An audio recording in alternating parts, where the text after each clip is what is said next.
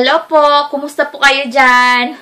Kami dito malamig at lalo na pong lalamig. Lalo pa pong lalamig. But anyway, ako po si Ann sa mga hindi nakakakilala sa akin.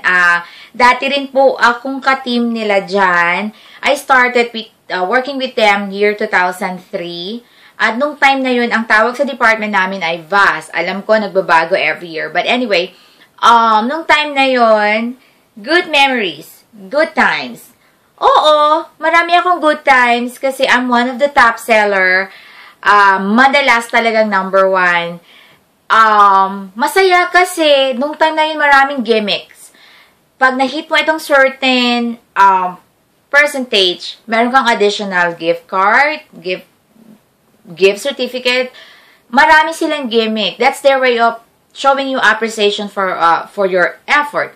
Year 2006, naglabas sila ng, they started having this theme Christmas party. At yung first theme Christmas party was Hawaiian. So, everyone must wear Hawaiian. And of course, ako yung pinakamaarte sa department namin. Kaya talaga, kinareer ko.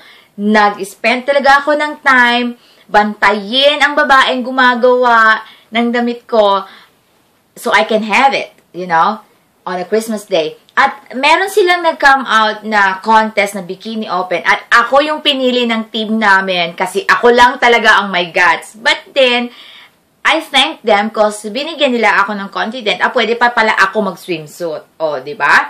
Yun yung time na nag-start. Nag-swimsuit na ako every time nag-outing kami.